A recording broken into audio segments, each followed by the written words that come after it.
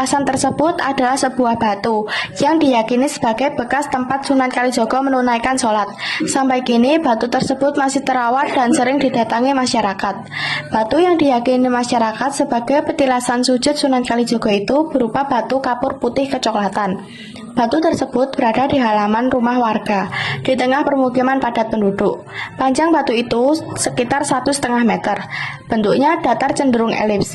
Di bagian ujung batu itu terdapat cekungan sedikit rata dan di belakangnya terdapat garis benjolan. Di belakang garis batu yang menonjol ke permukaan itu terdapat lagi batu yang permukaannya cenderung datar. Pada permukaan batu kedua itu terdapat rongga dan cekungan yang menyerupai bekas tapak kaki. Sedangkan di bagian paling bawah terdapat sebongkah batu lagi yang berlubang. Batu tersebut terpisah dari batu datar di depannya. Batu-batu tersebut dikelilingi tembok setinggi sekitar 2 meter, lengkap dengan pintu masuk dan keluar.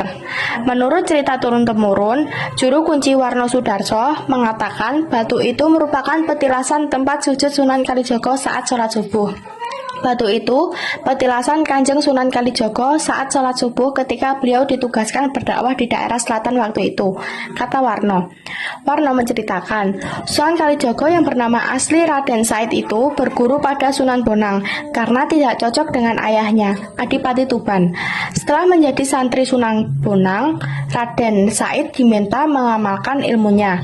Setelah tamat mengaji, Sunan Kalijaga diminta mengajarkan Al-Quran melalui dakwah oleh Sunan Bonang. Beliau ditunjukkan wilayah dakwahnya di Gunung Gambar, perbatasan Klaten Gunung Kidul. Cerita Warno. Sesampai di desa Karangasem, Cawas, Klaten, Warno berujar, Sunan Kalijaga mendapati daerah tersebut tandus. Atas izin Allah, batang pohon walikukun ditancapkan Sunan Kalijaga sampai keluar airnya. Setelah itu, beliau meneruskan perjalanan untuk bertemu Syekh Khotib Banyumeneng di dusun Kauman Cawas, ujar Warno. Begitu Sunan Kalijaga sampai di tujuan, Warno melanjutkan ceritanya.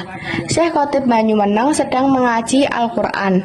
Sunan Kalijaga pun menunggu dan berjalan ke timur sampai ke dusun Kanguk. Di dusun Kanguk, Sunan Kalijaga kemudian membuat sumur untuk wudhu dan terus ke timur. Di timur Kanguk, beliau mendapatkan lokasi yang sepi karena rimbun pepohonan. Sunan Kalijaga sholat subuh di situ. Di atas batu itu, kata Warno. Di batu itu, Kanjeng Sunan Kalijaga dan tongkatnya ditancapkan. Karena lokasinya sangat sepi, makanya dinamakan dusun sepi. Sampai kini batu itu masih sering didatangi orang, imbuh Warno. Tiap awal bulan Suro, dalam penanggalan Jawa, Warno menerangkan batu petilasan Sunan Kalijaga di dusun sepi itu banyak dikunjungi orang yang ingin berdoa atau sekedar menyepi. Tiap satu suro ramai dikunjungi. Bahkan masyarakat juga membuat kirap legondo dan banyak kesenian ditampilkan. Pungkas Warno. Menurut Rudi, warga setempat, batu yang diyakini sebagai petilasan Sunan Kalijaga itu sudah menjadi cerita turun-temurun. Rudi menambahkan, dusun sepi juga tidak jauh dengan Kecamatan Bayat, tempat Ki Ageng Pandanaran berdakwah. Menurut cerita orang tua, batu itu bekas sujud Sunan Kalijaga. Dari sini tidak jauh ke Bayat. Menurut cerita, Ki Ageng Pandanaran yang berdakwah di Bayat itu kan murid Sunan Kalijaga, kata Rudi. Sekian sejarah singkat mengenai petilasan Sunan Kalijaga.